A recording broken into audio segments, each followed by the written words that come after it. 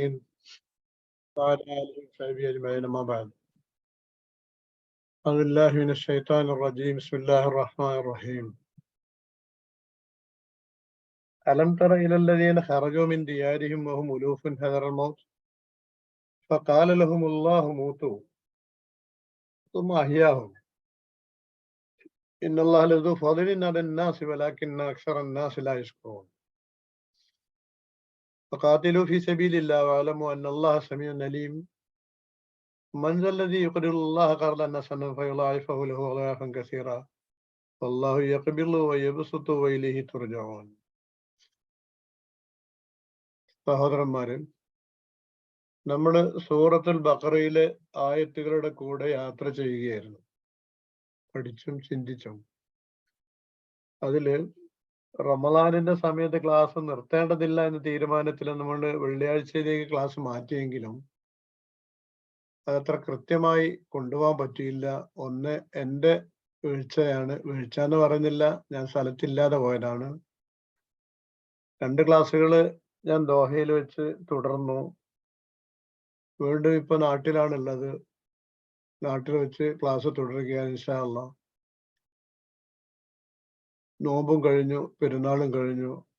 അള്ളാഹു നമ്മുടെ അഅ്മാലു സാലിഹാത്തുകളൊക്കെ പുണ്യകർമ്മങ്ങളായി സ്വീകരിക്കുമാറാവട്ടെ എന്ന് പ്രാർത്ഥിക്കാം.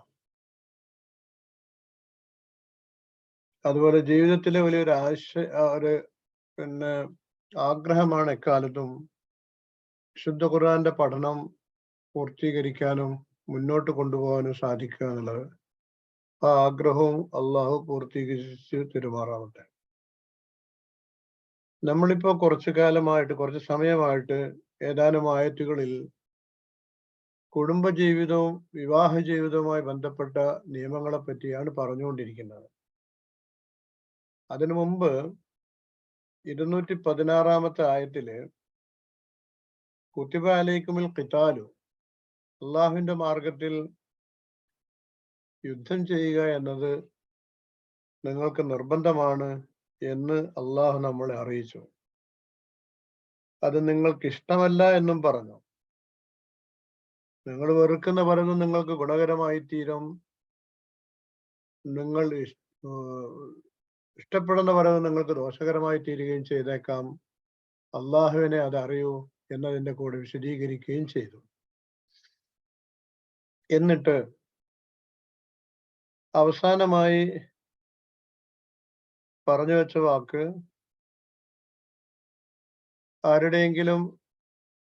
ആരെങ്കിലും മരണപ്പെട്ടു പോകുമ്പോൾ ഭാര്യമാർക്ക് വേണ്ടിയിട്ട് 4 മാസവും 10 ദിവസവും ഇദ്ദയുടെ കാലയളവിൽ അവൾക്കുള്ള താമസ സൗകര്യവും ഭക്ഷണവും മരുന്നുമൊക്കെ ലഭിക്കേണ്ടതാണ്. അത് ഭർത്താവിന്റെ തുകയിൽ നിന്ന് അല്ലെങ്കിൽ ഭർത്താവിന്റെ അനന്തരാവകാശികളുടെ ചുമതലയാണത്. എന്നാൽ ചിലപ്പോൾ അതുകൊണ്ട് മതിയാകാതെ വരുമ്പോൾ അതൊരു വർഷത്തേക്ക് കൂടി നീട്ടി വസിയത്ത് ചെയ്യേണ്ടതാണ് എന്നൊരു വിധിയാണ് കഴിഞ്ഞ 240 ആയത്തിൽ പറഞ്ഞത്. അന്നേരം അള്ളാഹു പറഞ്ഞു, അങ്ങനെ ഒരു വസിയത്ത് പറഞ്ഞു എന്നതുകൊണ്ട് അവൾ ആ വീട്ടിൽ നിന്ന് പുറത്തിറങ്ങി പോകാൻ പാടില്ല എന്ന് ശഠിക്കരുത്. അവൾ സ്വമേധയാ പോകുന്നെങ്കിൽ ആരും തടയേണ്ടതില്ല, അതിനവൾക്ക് സ്വാതന്ത്ര്യമുണ്ട് എന്ന് പറഞ്ഞു. വലിൽ മുത്തല്ലഖാത്തി മതാഉൻ ബിൽ മഅറൂഫ് ഹഖ്ഖൻ അലൽ മുത്തഖീൻ. ഏത് സ്ത്രീ ആവട്ടെ, ഏത് സാഹചര്യത്തിലാവട്ടെ തലാഖ് ചെല്ലപ്പെടുമ്പോഴും അവൾക്ക് എന്തെങ്കിലും ഒരു വിഭവം, ഒരു സമ്മാനം നൽകേണ്ടതാണ്. അത് സൂക്ഷ്മതയുള്ള ആളുകൾ അവരുടെ ബാധ്യതയായി കണക്കാക്കേണ്ടതാണ് എന്നാണ് പറഞ്ഞു നിർത്തിയത്. നേരത്തെ അതിന്റെ 1-2 സന്ദർഭങ്ങൾ പ്രത്യേകമായി എടുത്ത് പറഞ്ഞിരുന്നു. ഇത് പൊതുവായി പറഞ്ഞു വെച്ചതാണ് എല്ലാ സന്ദർഭത്തിലും. പറഞ്ഞു ഞാൻ കഴിഞ്ഞ ക്ലാസ്സിൽ, ഖുർആൻ ഉയർത്തിപ്പിടിക്കുന്ന മാനുഷിക മൂല്യം, ബന്ധങ്ങൾ ഉണ്ടാവാം, പല കാരണങ്ങൾ കൊണ്ടും ബന്ധങ്ങൾ വേർപിരിയേണ്ടി വരാം. ഈ ബന്ധങ്ങൾ വേർപിരിയപ്പെടേണ്ടി വരുമ്പോൾ അത് പരസ്പരം ഒരു അകൽച്ചയും ശത്രുതയും വൈരാഗ്യവും ബാക്കി വെക്കുന്ന വിധത്തിലായി തീരാൻ പാടില്ല. ബന്ധപ്പെട്ടവരും ബന്ധം വേർപിരിഞ്ഞവരും ഒക്കെ ഈ ഉമ്മത്തിലെ അംഗങ്ങളാണ്. അതുകൊണ്ട് ആ ഐക്യവും ബന്ധവും ഒക്കെ അവർ തമ്മിൽ നിലനിൽക്കണം. അത് നിലനിൽക്കാൻ ഉതകും വിധത്തിലായിരിക്കണം വേർപിരിയുന്നതാണെങ്കിൽ പോലും വേണ്ടത്. ചവിട്ടി പുറത്താക്കി, ആട്ടിപ്പുറത്താക്കി, പഴി പറഞ്ഞ് പുറത്താക്കി, ആ ഒരു വിധത്തിലല്ല. ഒരുമിച്ച് പോകാൻ പറ്റില്ല എന്ന് കണ്ടപ്പോൾ മാന്യമായി വേർപിരിഞ്ഞു. ആ വേർപിരിഞ്ഞപ്പോഴും സ്ത്രീക്കാണ് ഒരു ദയ, ഒരു അനുകമ്പ, ഒരു പിന്തുണ ആവശ്യമായി വരുന്നത്. സാധ്യമായ വിധത്തിൽ എന്തെങ്കിലും സമ്മാനങ്ങൾ അവൾക്ക് കൊടുത്ത് അവളുടെ മനോവിഷമങ്ങൾ കുറക്കാൻ പറ്റുന്ന വിധത്തിൽ പരിഹരിക്കണം എന്ന് പറഞ്ഞു വെച്ചു. ഞാൻ വീണ്ടും അവിടെ സംസാരിക്കുമ്പോൾ കൂടുതൽ വാചാലനായി തീരുമെന്ന് എനിക്ക് ഭയമുണ്ട്. എന്താന്ന് വെച്ചാൽ, ദീനിന്റെ ഈ തരം കൽപ്പനകളൊക്കെ അറുത്തു മുറിച്ച് ഇങ്ങനെ കൃത്യമായി വരച്ച് ചെയ്തു വെക്കേണ്ട കാര്യങ്ങളായിട്ടല്ല പറയുന്നത്. മനുഷ്യ ബന്ധങ്ങൾക്ക് വില കൽപ്പിച്ചും മനുഷ്യരുടെ വേദനകൾക്ക് തിരിച്ചറിഞ്ഞുമൊക്കെയുള്ള ഒരു തീരുമാനമാണ് ഈ വിഷയത്തിൽ ഉണ്ടാവേണ്ടത് എന്നാണ് പറഞ്ഞു വെച്ചിരിക്കുന്നത്. അവിടെ തോൽവിയുടെയും ജയത്തിന്റെയും വിഷയമല്ല ഉള്ളത്. ആരും തോൽക്കുന്നില്ല, ആരും ജയിക്കുന്നില്ല. അള്ളാഹുവിന്റെ തീരുമാനത്തിന് വഴിപ്പെടുമ്പോ നമുക്കെന്ത് തോൽവി, നമുക്കെന്ത് ജയം. എന്നിട്ട് അള്ളാഹു പറഞ്ഞത് കദാലിക, ഇപ്രകാരം യുബയ്യിനുല്ലാഹു ലക്കും ആയാതിഹി, അള്ളാഹു അവന്റെ ആയത്തുകൾ നിങ്ങൾക്ക് വിവരിച്ചു തരുന്നു. ലഅല്ലക്കും തഅഖിലൂൻ, നിങ്ങൾ ബുദ്ധി കൊടുക്കാൻ വേണ്ടി, ചിന്ത കൊടുക്കാൻ വേണ്ടി, ചിന്തിക്കുന്നവരാവാൻ വേണ്ടി. ഈ വചനങ്ങളൊക്കെ വായിച്ചാൽ കിട്ടേണ്ട പാഠവും ചിന്തയും അത് തന്നെയാണ്. ഇത് 6-ാം നൂറ്റാണ്ടിൽ ജീവിച്ച ഒരു വ്യക്തിയുടെ സ്വന്തം തലച്ചോറിൽ നിന്ന് മാത്രം ഉരുത്തിരിഞ്ഞു വരാവുന്ന നിയമങ്ങളല്ല. മനുഷ്യ മനസ്സുകളുടെ ഉയർച്ചയും താഴ്ചയും മാറ്റങ്ങളും ഒക്കെ തിരിച്ചറിയുന്ന പ്രപഞ്ചനാഥന്റെ കൽപ്പനകൾ തന്നെ ആയിരിക്കണം. ആ നാഥനല്ലാതെ ഇത്ര ചിട്ടയായ, ഇത്ര പഴുതടച്ച നിയമങ്ങൾ പറയാൻ കഴിയുകയില്ല. അതാണ് പറഞ്ഞു വെച്ചതിന്റെ ആശയം. ഇനി ഖുർആന്റെ ഒരു ശൈലി നമുക്കറിയാം. ഒരു കാര്യം പറഞ്ഞു തുടങ്ങിയാൽ അത് തന്നെ പറഞ്ഞിങ്ങനെ നീട്ടി മുഷിപ്പിക്കുന്ന ഒരു രീതിയില്ല. സംസാരങ്ങളിൽ, വിഷയങ്ങളിൽ വൈവിധ്യം വരുത്താറുണ്ട്. ഇവിടെ വീണ്ടും നേരത്തെ പറഞ്ഞു വെച്ച ജിഹാദിന്റെ, ഖിതാലിന്റെ ആ ഭാഗത്തേക്ക് തിരിച്ചു പോവുകയാണ് സംസാരം. അത് പോകുന്ന രീതി എങ്ങനെയാണെന്നറിയോ? വളരെ രസകരമായിട്ടാണ്. അലം തറ, നീ കണ്ടില്ലേ? ഇലല്ലദീന ഖറജൂ മിൻ ദിയാരിഹിം, അവരുടെ വീടുകളിൽ നിന്ന് പുറത്തുപോയ ഒരു കൂട്ടം ആളുകളെ. എങ്ങനെ പുറത്തുപോയി? വഹും ഉലൂഫുൻ, അവർ ആയിരക്കണക്കിനുണ്ടായിരിക്കെ. ഈ അറബി ഭാഷയിലെ വ എന്ന് പറയുന്ന അക്ഷരം സാധാരണ നമ്മൾ പരിചയിച്ച ഒരു അക്ഷരമാണ്. ഇംഗ്ലീഷിലെ ആൻഡ്, ഇതിന് തുല്യമായി അറബിയിൽ പറയുന്ന വാക്കാണ് വ എന്നത്. അതുപോലെ തന്നെ ആ വ എന്ന വാക്ക് നിങ്ങൾക്കറിയാം. വല്ലുഹ വല്ലൈലി എന്നൊക്കെ പറയുമ്പോൾ സത്യം ചെയ്യാൻ ഉപയോഗിക്കുന്ന ഒരു വാക്കാണ്. അള്ളാഹു ആണ് സത്യം, ലുഹാ സമയമാണ് സത്യം, അതിന് ആ വാക്ക് ഉപയോഗിക്കും. വായുടെ മറ്റൊരർത്ഥമാണ്. ഈ വ എന്ന വാക്കിന്റെ മറ്റൊരർത്ഥം ആയിരിക്കെ, എന്നിരിക്കെ എന്നൊക്കെയാണ്. വ എന്ന് പറഞ്ഞാൽ ആയിരിക്കെ. എന്താ ഞാൻ നിങ്ങൾക്ക് ഉദാഹരണം പറഞ്ഞു തരാം. സാധാരണ പറയാറുള്ള ഉദാഹരണം പറയാൻ വായിൽ കിട്ടുന്നത് ജാ ലൈഫു, വിരുന്നുകാരൻ വന്നു, വൽ മത്തറു യൻസിലു, മഴ പെയ്തുകൊണ്ടിരിക്കുകയാണ്. മഴ പെയ്തുകൊണ്ടിരിക്കുന്ന നേരത്താണ് അയാൾ കടന്നു വന്നത് എന്നാണ് ഈ വാചകത്തിന്റെ അർത്ഥം. അവിടെ ഇപ്പൊ പെയ്തുകൊണ്ടിരിക്കെ എന്നോ പെയ്തുകൊണ്ടിരിക്കും നേരത്ത് എന്നൊക്കെയുള്ള അർത്ഥം മുഴുവൻ വന്നത് ആ വ എന്നൊരക്ഷരത്തിൽ നിന്നാണ്. സാങ്കേതികമായി ഹാലിനെ കുറിക്കുന്ന വാവ് എന്ന് പറയും. ക്ലാസ്സിൽ പലതരത്തിലുള്ളവർ ഉണ്ടാവാലോ, അതുകൊണ്ടാണ് പറഞ്ഞു വെക്കുന്നത്. ഇവിടെ ഏതാണ്? നീ കണ്ടില്ലേ ഒരു കൂട്ടം ആളുകളെ? അവരവരുടെ വീടുകളിൽ നിന്ന് ഇറങ്ങി ഓടി. എങ്ങനെയാ? ആള് കുറഞ്ഞിട്ടാണോ? അല്ല, വഹും ഉലൂഫുൻ, അവർ ആയിരക്കണക്കിനുണ്ടായിരിക്കെ. ആയിരക്കണക്കിന് ആളുകൾ ഉണ്ടായിരിക്കെ അവർ അവിടെ നിന്ന് എന്താവശ്യത്തിനാവട്ടെ പ്രതിരോധിക്കുകയോ പിടിച്ചു നിൽക്കുകയോ ചെയ്യാതെ അവരോടി. എന്തിനാ ഓടിയത്? ഹദറൽ മൗതി, മരണം ഭയപ്പെട്ട കാരണത്താൽ. ഹദർ ഭയപ്പെടുക, മൗത്ത് മരണം. മരണം ഭയപ്പെട്ട കാരണത്താൽ അവർ ഓടിയ ഒരു കൂട്ടരെ നീ കണ്ടില്ലേ? ഫഖാല ലഹുമുല്ലാ, അപ്പൊ അള്ളാഹു അവരോട് പറഞ്ഞു, മൂത്തു, മരിക്കിനടാ എന്ന് പറഞ്ഞു, മരിക്കടാ എന്ന് പറഞ്ഞു. പിന്നെന്താ ഉണ്ടാവാന്ന് പറയണ്ടല്ലോ, മരിച്ചു. സുമ പിന്നെ അഹിയാഹും, അള്ളാഹു അവരെ ജീവിപ്പിക്കുകയും ചെയ്തു. ഇന്നല്ലാഹു ഫളിൻ, അള്ളാഹു വളരെ ഔദാര്യമുള്ളവനാണ്. നാസ്, മനുഷ്യരോട് വളരെ ഔദാര്യ മനസ്ഥിതി ഉള്ളവനാണ്. പക്ഷെ വലാക്കിൻ അക്സറ നാസ്, പക്ഷെ മിക്ക ആളുകളും ലാ യഷ്കുറൂന, നന്ദി കാണിക്കുന്നതിൽ കുറവാണ്, നന്ദി കാണിക്കാറില്ല. നമുക്ക് ഒരുപാട് സംശയങ്ങളുണ്ട് അല്ലേ? ഇതേതാണ് ഈ സംഭവം, ഇതേതാണ് ഈ നാട്, ആരെപ്പറ്റിയാണ് ഈ പറയുന്നത് എന്നൊക്കെ. ഖുർആൻ ഈ സംഭവം ഇവിടെയല്ലാതെ വേറൊരിടത്തും പറഞ്ഞിട്ടില്ല. ഒരിടത്തും. എന്നാൽ മുഹമ്മദ് മുസ്തഫ സല്ലല്ലാഹു അലൈഹി വസല്ലമ ഈ ആയത്തിന്റെ വിശദീകരണമായി എന്തെങ്കിലും വിശദീകരണങ്ങൾ സഹാബികൾക്ക് പറഞ്ഞു കൊടുത്തോ? ഒരൊറ്റ ഹദീസ് പോലും ഈ വിഷയത്തെപ്പറ്റി കാണാൻ കഴിയില്ല. എന്നാൽ ഇനി സഹാബികൾ ആരെങ്കിലും എന്താ പ്രവാചകരെ ഈ പറയുന്നത്, ഇതിൽ പറയുന്ന വസ്തുത എന്താണ്, ആരാണ് ഇവര്, ഏത് നാട്ടുകാരാണ് ഇവര്, ഒന്നും ചോദിച്ചിട്ടുമില്ല. അപ്പൊ നമുക്കുണ്ടാകാവുന്ന ആദ്യത്തെ ഒരു പ്രതികരണം, മനുഷ്യർക്ക് മാർഗദർശകമായി അള്ളാഹു അവതരിപ്പിച്ച ഒരു കിതാബില് ആരാണെന്നോ എന്താണെന്നോ എന്നും പറയാതെ ഒരു സംഭവം ഇങ്ങനെ പറഞ്ഞു വെക്കുമ്പോ ആളുകൾക്ക് അതൊരു സംതൃപ്തമായ പിന്നെ ആശയം കിട്ടുന്നില്ലല്ലോ. ശരിക്കും വേണ്ടത് എന്താ? നമ്മളൊക്കെ മനസ്സ് കൊതിക്കുന്നത് അള്ളാനെ വിമർശിക്കുകയല്ല, മനുഷ്യൻ കൊതിക്കുന്നത് ഇന്ന ദിക്കിൽ, ഇന്ന നാട്ടിൽ, ഇന്ന കാലത്ത് ഇന്ന ഒരു കൂട്ടരുണ്ടായി എന്ന് പറയുമ്പോഴാണ് ഒരു പരിപൂർണമായ ആശയം നമ്മുടെ തലയിലേക്ക് വരുന്നത്. പക്ഷെ അങ്ങനൊന്നും പറയാൻ പോയില്ല. ഒരു കൂട്ടം ആളുകൾ, അവർ ആയിരക്കണക്കിനുണ്ടായിരുന്നു, മരിക്കുമെന്ന് ഭയപ്പെട്ടിട്ട് അവർ വീടുകളിൽ നിന്ന് പലായനം ചെയ്തു. പക്ഷെ ആ പലായനം പൂർത്തിയായില്ല. അള്ളാഹു അവരോട് മരിക്കാൻ വേണ്ടി പറഞ്ഞു. പക്ഷെ പിന്നീട് അള്ളാഹു അവരുടെ ദയ കാണിച്ചു, അവരെ ജീവിപ്പിക്കുകയും ചെയ്തു. ഇത് നീ അറിഞ്ഞിട്ടില്ലേ, കണ്ടിട്ടില്ലേ, കേട്ടിട്ടില്ലേ എന്നാണ് ഈ ചോദിക്കുന്നത്. ഖുർആൻ ഒരു സംഭവം പറയുമ്പോ അത് കെട്ടുകഥയാവാൻ ഒരിക്കലും നിവൃത്തിയില്ല. അസംഭവ്യമായ ഒരു ഉമ്മാമക്കഥയാവാനും നിവൃത്തിയില്ല. ഇത് ആ നാട്ടിൽ ജീവിച്ചിരുന്ന ജൂത ക്രൈസ്തവർക്കാർക്കെങ്കിലും ഇങ്ങനെ ഒരു കഥയെ പറ്റി പറയാനുണ്ടോ? ഏയ്, അവരാരും ഇങ്ങനെ ഒരു സംഭവത്തെ പറ്റി പറയുകയോ ഇതിനെ നിഷേധിക്കുകയോ അംഗീകരിക്കുകയോ ചെയ്തായ വാർത്തകളും തഫ്സീറുകളിലൊന്നും കാണാൻ കഴിയുന്നില്ല. പിന്നെ എല്ലായിടത്തും കാണും പോലെ അത് ഇവരാണ്, അവരാണ്, ഇവരാണ് എന്ന അഭിപ്രായങ്ങൾ അതിനൊട്ടും കുറവില്ല. പല സഹാബികളിലേക്കും ചേർത്ത്, പല താബികളിലേക്കും ചേർത്ത് പറയപ്പെടുന്ന ഒരുപാട് റിപ്പോർട്ടുകൾ ഇവിടെയുണ്ട്.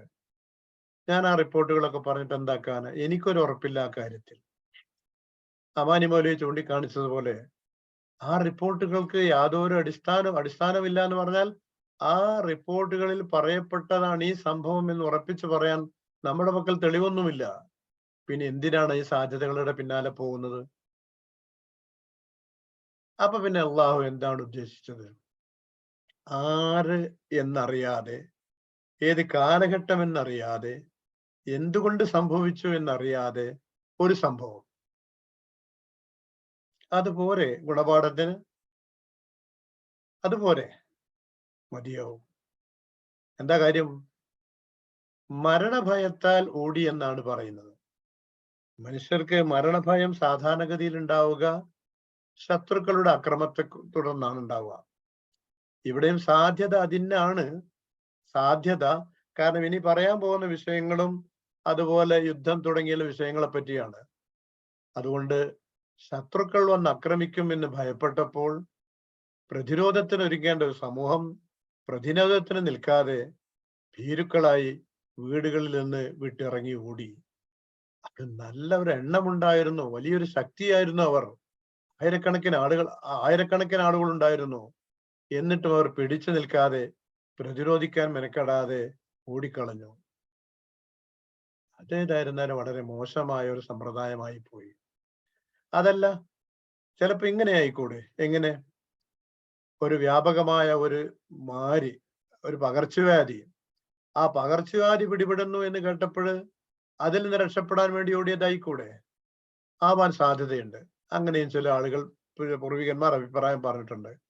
ഈ മരണഭയത്താൽ ഓടിയെന്നത് ശത്രുഭയത്താൽ ഓടിയെന്നാവാം, അല്ലെങ്കിൽ മാരകമായൊരു രോഗം പിടിപെടുമെന്ന ഭയത്താൽ ഓടിയതാവാം. മാരകമായ രോഗത്തെ പറ്റിയൊക്കെയുള്ള പ്രവാചകന്റെ നിർദ്ദേശം സല്ലല്ലാഹു അലൈഹി വസല്ലം അത് തന്നെ ആയിരിക്കുമല്ലോ അള്ളാഹു മുൻകാല നബിമാർക്കും പറഞ്ഞു കൊടുത്തിട്ടുണ്ടാവുക. എന്താണത്? അങ്ങനെ ഒരു മഹാമാരി ഒരിടത്തുണ്ടെങ്കിൽ അവിടേക്ക് നിങ്ങൾ പോകരുത്. അതാ ആ നാട്ടിലാണ് ഉള്ളതെങ്കിൽ നിങ്ങൾ പുറത്തു പോവുകയും ചെയ്യരുത്. നിങ്ങൾ ക്ഷമിച്ചുകൊണ്ട് അവിടെ നിൽക്കണം. ഇന്ന് ആധുനിക ലോകം അംഗീകരിച്ച ആ സമ്പ്രദായം തന്നെ, അത് തന്നെയാണ് നബി സല്ലല്ലാഹു അലൈഹി വസല്ലമയും പറഞ്ഞത്. ആ സ്ഥിതിക്ക് ഒരു പകർച്ചവ്യാധി പിടിപെട്ട് തുടങ്ങിയപ്പോൾ അതിൽ നിന്ന് രക്ഷപ്പെടാൻ വേണ്ടി ഓടി അകന്ന ആളുകളെ പറ്റി ആവാം ഈ സംസാരം, അല്ലെങ്കിൽ ശത്രുക്കളെ പറ്റിയാവാം. എന്നിട്ട് അവരെവിടം വരെ ഓടി, എത്ര ഓടി, ആരൊക്കെ സുരക്ഷിതരായി, അതൊന്നും പറയാൻ പോയില്ല. ആ തീരുമാനം അള്ളാഹുവിന് തീരെ ഇഷ്ടമായില്ല, അവർ ചെയ്ത പ്രവൃത്തി അള്ളാഹുവിന് തീരെ ഇഷ്ടമായില്ല എന്ന് താഴെ വരുന്ന ഭാഗത്തിൽ നിന്ന് വ്യക്തമാണ്. ഖാല ലഹുമുല്ലാഹു മൂത്തു, അള്ളാഹു അവരോട് പറഞ്ഞു മരിക്കിനട എന്ന് പറഞ്ഞു. പിന്നെ താമസമില്ലല്ലോ. മരണം പേടിച്ചു പോയവർ എത്രയോ അടികൾ ദൂരം പോയപ്പോ മരിച്ചു വീണു. ഇതേ നേരത്തെ സംഭവിക്കാവുന്നതാണ്. ഖുർആൻ എത്രയോ തവണ പറഞ്ഞിട്ടുണ്ടല്ലോ, ഇന്നൽ മൗത്തല്ലദീ തഫിറൂന മിൻഹു ഫഇന്നഹു മുലാഖീകും. നിങ്ങൾ ഏതൊരു മരണത്തിൽ നിന്നാണ് ഓടിയകലാൻ ശ്രമിക്കുന്നത്, ആ മരണം നിങ്ങളെ കണ്ടുമുട്ടുക തന്നെ ചെയ്യും. മരണത്തിൽ നിന്ന് എന്ത് ഓടിയകലാനാ കഴിയാ? അതുകൊണ്ട് അവരുടെ തീരുമാനം അബദ്ധമായിരുന്നു, അവർ മരിച്ചു വീണു. പക്ഷെ അള്ളാഹുവിന്റെ കാരുണ്യം, അള്ളാഹു അവരെ ജീവിപ്പിച്ചു. അങ്ങനെ സംഭവിച്ചു. നേർക്ക് നേരെ ഖുർആൻ ആയത്തിന്റെ അർത്ഥം അതാണ്. അള്ളാഹു അഹിയാഹും, അവരെ ജീവിപ്പിച്ചു. സുമ്മ അഹിയാഹും. അപ്പൊ എങ്ങനെയാ സംഭവിക്കാനുള്ള ഒരു സാധ്യത, അള്ളാഹുവിനെ അങ്ങനെ ഒരു സാധ്യതയിൽ വിഷയമില്ലാത്തതിനെ ജീവിപ്പിക്കാം. പക്ഷെ പൊതുവെ ഖുർആൻ പറഞ്ഞു തന്ന കണക്കിൽ ഒരു സാധ്യത, ഈ സംഭവം നടക്കുന്നത് ഏതെങ്കിലും ഒരു പ്രവാചകൻ ജീവിച്ചിരിക്കുന്ന കാലഘട്ടത്തിലാണെങ്കിൽ, ഒരു നബിയുടെ സാന്നിധ്യത്തിലാണെങ്കിൽ, ആ പ്രവാചകന്റെ പ്രാർത്ഥനയാൽ അള്ളാഹു ആ ജനങ്ങൾക്ക് പുനർജന്മം നൽകാം ഇവിടെ തന്നെ. ആ സംഭവങ്ങൾ ഖുർആൻ വേറെ സ്ഥലത്ത് പറഞ്ഞല്ലോ, നമ്മൾ ബക്കറയിലൂടെ കടന്നു പോയിട്ടുണ്ടല്ലോ. അപ്പോ ആ നിലക്ക് അവർക്ക് ജീവൻ നൽകും, ഇവിടെ തന്നെ പുനർജീവനം നൽകുകയും ചെയ്തു. ഇനി അതല്ല, ജീവിപ്പിച്ചു എന്ന് പറഞ്ഞാൽ അങ്ങനെ നേർക്ക് നേരെ ജീവിപ്പിച്ചു എന്നല്ല. പകരം ആ തലമുറ മരിച്ചൊടുങ്ങിയിട്ട് അതിന്റെ അടുത്ത തലമുറ ജീവസുറ്റവളോ പിന്നെ ധീരശാലികളോ ആയ ഒരു നല്ല തലമുറയെ അള്ളാഹു വാർത്തെടുത്തു എന്നാണ് അതുകൊണ്ട് ഉദ്ദേശിക്കുന്നത് എന്നൊക്കെ ഈ ആയത്തിന് വിശദീകരണം പറഞ്ഞവരുമുണ്ട്. പൂർണ്ണമായി തള്ളിക്കളയുന്നില്ല. പക്ഷെ ഖുർആനിന്റെ ശൈലിയിൽ പറഞ്ഞു പോകുമ്പോ മരിക്കാൻ പറഞ്ഞു, അവരെ മരിപ്പിച്ചു, അതിനുശേഷം അവരെ അള്ളാഹു ജീവിപ്പിക്കുകയും ചെയ്തു. അടുത്ത ആയത്തിന്റെ ഭാഗം കൂടി നോക്കുക. ഇന്നല്ലാഹു ഫളിൻ അലന്നാസ്, അള്ളാഹു ജനങ്ങളോട് വളരെ ഔദാര്യമുള്ളവനാണ്. വലാകിന്ന അക്സറന്നാസി ലാ യശ്കുറൂൻ, പക്ഷെ ഈ ഔദാര്യത്തിന് നന്ദി കാണിക്കുന്നതില് മനുഷ്യൻ വളരെ പിറകിലുമാണ്. എന്തിനാണ് ഇത് പറഞ്ഞു വെക്കുന്നത്? എന്തിനാണ് ഇത്? ഇപ്പോ ഈ സൂറത്ത് ഇറങ്ങുന്നത് പിന്നെ മക്കം ഫതഹ് ഒക്കെ കഴിഞ്ഞിട്ടോ അല്ലെങ്കിൽ ബദർ യുദ്ധം കഴിഞ്ഞിട്ടോ അങ്ങനെയൊക്കെ എല്ലാം കഴിഞ്ഞിട്ടാണ് എന്നൊന്നും കൃത്യമായി പറയാൻ കഴിയില്ല. ഇതിനു മുമ്പ് എന്തെല്ലാം ജിഹാദുകൾ നബി സല്ലല്ലാഹു അലൈഹി വസല്ലമയും സഹാബികളും പങ്കെടുത്തവ കഴിഞ്ഞു പോയിട്ടുണ്ട് എന്നൊന്നും കൃത്യമായി പറയാൻ കഴിയില്ല, രേഖകളില്ല. ഏതായിരുന്നാലും ഇതിലെ ഉള്ളടക്കം സഹാബികളെ ജിഹാദിന് തയ്യാറാക്കുക, ആവശ്യമായി വരുന്ന സന്ദർഭത്തിൽ ജിഹാദിന്റെ സന്ദർഭത്തിന് പിറകോട്ട് പോകാൻ പാടില്ല എന്ന് പഠിപ്പിക്കുക എന്നത് തന്നെയാണ് ഈ ആയത്തിന്റെ ആശയം. അപ്പോ മരണത്തെക്കുറിച്ചുള്ള ഭയം മനുഷ്യന് സഹജമാണ്. മരിക്കുമെന്നറിയാമെങ്കിലും മരണത്തെ ഇഷ്ടപ്പെടുന്നില്ല മനുഷ്യൻ. ഇത് പൊതുവെ അങ്ങനത്തെ മനുഷ്യന്റെ പ്രകൃതം അതാണ്. പക്ഷെ അത് അള്ളാഹുവിന്റെ തൃപ്തിക്ക് വേണ്ടി മരിക്കുന്നു എന്ന് പറയുമ്പോൾ ആ മരണത്തോട് മനുഷ്യർക്ക്, വിശ്വാസികൾക്ക് ഒരു താല്പര്യം ഉണ്ടാവും, ഒരു അഭികാമ്യം ഉണ്ടാവും.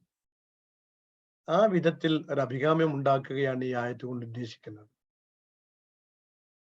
അപ്പോ സാധാരണഗതിയിൽ നമ്മൾ എപ്പോഴും ചിന്തിക്കുക, ഒരു യുദ്ധം എന്നൊക്കെ പറയുമ്പോൾ, ഒരു ഏറ്റുമുട്ടൽ എന്നൊക്കെ പറയുമ്പോൾ, ശത്രുവിനെ നേരിടുക എന്നൊക്കെ പറയുമ്പോൾ ആദ്യം നമ്മൾ ചിന്തിക്കുക നമ്മുടെ എണ്ണത്തെ പറ്റിയാണ്. നമ്മുടെ എണ്ണം കുറവല്ലേ, എണ്ണത്തിൽ കുറവല്ലേ, ശത്രുക്കൾ നമ്മളെക്കാൾ ഏറെയില്ലേ എന്നിങ്ങനെയുള്ള ചിന്തയാണ് ഉണ്ടാവുക. ആ ചിന്തയാണ് ഖുർആൻ ഇവിടെ തിരുത്തുന്നത്. ആയിരക്കണക്കിന് ആളുകൾ ഉണ്ടായിട്ടും കാര്യമില്ല. ആ ആയിരക്കണക്കിന് ആളുകളും മരണത്തെ പേടിച്ച് ഓടുന്നവരാണെങ്കിൽ അതുകൊണ്ട് എന്ത് പ്രയോജനം? നേരെ മറിച്ച് ആയിരക്കണക്കിന് ആളുകൾ ഇല്ലെങ്കിലും ഉള്ള ജനങ്ങൾ മരണത്തെ പുൽകാൻ തയ്യാറാകുന്ന ഒരു മനസ്സുള്ളവരാണെങ്കിൽ അതല്ലേ വിജയത്തിന് നിദാനമായി നിൽക്കേണ്ടത്. ഇതാണ് ഈ പറഞ്ഞതിന്റെ അർത്ഥം. സൂറത്ത് തൗബയുടെ അവസാനത്തില് ഇന്നല്ലാഹു മുഅ്മിനീന അൻഫുസഹും വഅംവാലഹും ബിഅന്ന ലഹുൽ ജന്ന. അല്ലാഹു സുബ്ഹാനഹു വ തആല വിശ്വാസികളുടെ ശരീരവും അവരുടെ ധനവും വിലക്ക് വാങ്ങിയിരിക്കുന്നു, പകരം അവർക്ക് സ്വർഗം നൽകാമെന്ന് പറഞ്ഞിട്ട്. നമ്മളെ ശരീരം അള്ളാഹുവിന് കച്ചവടം ഉറപ്പിച്ചു കഴിഞ്ഞതാണ്. നമ്മുടെ ധനവും അള്ളാഹുവിന് കച്ചവടം ഉറപ്പിച്ചു കഴിഞ്ഞതാണ്, പകരം സ്വർഗം നൽകാമെന്ന് അവൻ പറഞ്ഞിട്ടുണ്ട്. എപ്പോഴാണ് എന്നത് അവൻ തീരുമാനിക്കും. തീരുമാനിച്ച് വിളിച്ചു പറയില്ല. അവൻ തീരുമാനിച്ച അടയാളങ്ങൾ, ലക്ഷണങ്ങൾ വിവരമുള്ളവർക്ക് മനസ്സിലാക്കാൻ സാധിക്കും. ഇതാ സമയമായിരിക്കുന്നു എന്നർത്ഥം. അപ്പൊ ആ വിധത്തിലാണ് നമ്മുടെ ജീവിതം തന്നെ. സഹാബികളുടെ ഒക്കെ ജീവിതം അതായിരുന്നു എന്ന് എത്രയോ തവണ കേട്ട് പഠിച്ചവരാണ് നമ്മുടെ മനസ്സിലും അതുണ്ട്, ഓർമ്മയുണ്ട്. നബി സല്ലല്ലാഹു അലൈഹി വസല്ലം പറഞ്ഞൊരു വാക്കുണ്ട്, ഒന്നുകിൽ അള്ളാഹുവിന്റെ മാർഗത്തിൽ ജിഹാദ് ചെയ്യണം, സമരം ചെയ്യണം, യുദ്ധം ചെയ്യണം, അല്ലെങ്കിൽ ഞാൻ ആ യുദ്ധത്തിന് തയ്യാറാണെന്ന് സ്വന്തം മനസ്സാക്ഷിയോട് പറഞ്ഞു വെക്കണം. അങ്ങനെ ഒരു സാഹചര്യം വന്നാൽ ഞാൻ ഉണ്ടാവും അതില്ലെന്ന് പറഞ്ഞു വെക്കണം. അതിനുപോലും സാധിക്കാത്തവന്റെ മനസ്സിൽ പിന്നെ എന്ത് ഈമാൻ എന്നർത്ഥം വരുന്ന ഹദീസുകൾ പലതവണ കേട്ടതാണ് നമ്മുടെ. അപ്പോ ആ ആശയമാണ് ഇതിലുള്ളത്. ഇനി നമ്മൾ മുകളിൽ പറഞ്ഞു വെച്ചിരിക്കുന്ന വിഷയങ്ങളുമായിട്ടൊന്ന് ബന്ധിപ്പിച്ച് നോക്കുക. എന്തൊക്കെയാ പറഞ്ഞത്? സുഖകരമായ, ശാന്തമായ ഒരു ദാമ്പത്യ ജീവിതത്തിന്റെ, സ്വച്ഛമായ ഒരു കുടുംബ ജീവിതത്തിന്റെ അലകും പിടികളും കാര്യങ്ങളും ഒക്കെ പറഞ്ഞു തന്നു. സാമ്പത്തിക വിഷയത്തിൽ ശ്രദ്ധിക്കേണ്ട കുറെ മര്യാദകളെ പറ്റി പറഞ്ഞു തന്നു. ഇതെല്ലാം പാലിച്ച് സ്വർഗവും സമാധാനവുമായി ജീവിക്കുന്നതിനിടയ്ക്ക് എപ്പോഴെങ്കിലും പടച്ചതമ്പരാൻ വിളിക്കും നിങ്ങളെ, നിങ്ങൾക്ക് എന്നെ വേണമെന്ന് പറഞ്ഞുകൊണ്ട്, എന്റെ ദീനിന് നിങ്ങളെ വേണമെന്ന് പറഞ്ഞുകൊണ്ട്. അപ്പോൾ ആ കുടുംബജീവിതത്തെയും ആ ശാന്തമായ, ആ സ്വസ്ഥമായ ആ നാട്ടിലെ ജീവിതത്തെയും ഒക്കെ വെടിഞ്ഞ് അള്ളാഹു വിളിച്ച വിളിക്കുത്തരം ചെയ്യാൻ നിങ്ങൾ തയ്യാറാവണം എന്നാണ് ഈ പറഞ്ഞു വെച്ചത്. ഓർമ്മയില്ലേ നിങ്ങൾക്ക്? പിന്നെ ഉഹദ് യുദ്ധം എന്തിനാണ് സാർ വീണ്ടും വീണ്ടും പറയുന്നത്? എത്ര തവണ ആവർത്തിച്ചാലും വീര്യം കെടാത്ത സംഭവങ്ങളല്ലേ അതൊക്കെ. എന്താ ഞാൻ പറയാൻ പോകുന്നത്? നിങ്ങൾ കാത്തിരിക്ക്. ഹിജ്റ 3-ാം വർഷം ഉഹദ് യുദ്ധം കഴിഞ്ഞു. ആദ്യം ജയവും പിന്നെ അല്പം പരാജയവും അല്ലേ. 70ഓളം പേർ ഷഹീദായി, 70ഓളം പേർ മുറിവേറ്റ്. മുറിവ് പറ്റിയവർക്ക് നൽകാൻ അത്യന്താനിക മരുന്നുകളൊന്നുമില്ല. മുറിവ് പറ്റിയവർ, കയ്യും കാലും ഒടിഞ്ഞവർ, അവരെല്ലാവരെയും കൊണ്ട് അവർ മദീനത്ത് വന്നു. മദീനത്ത് വന്ന് അവർ ആ മുറിവുകൾ കെട്ടുകയും പിന്നെ മുറിവ് പറ്റിയവരെ ശുശ്രൂഷിക്കുകയും ചെയ്തുകൊണ്ടിരിക്കുമ്പോൾ അള്ളാഹുവിന്റെ കൽപ്പന വന്നു ജിബ്രീൽ അലൈഹിസ്സലാമിലൂടെ, വിശ്രമിക്കാറായില്ല പ്രവാചകരെ, ആയുധം അഴിച്ചു വെക്കാൻ സമയമായില്ല പ്രവാചകരെ. അരികത്ത് ഹംറ ഉൽ അസദ് എന്ന് പറയുന്ന സ്ഥലത്ത് ഒരു സൈനിക സജ്ജീകരണം നടക്കുന്നുണ്ട്.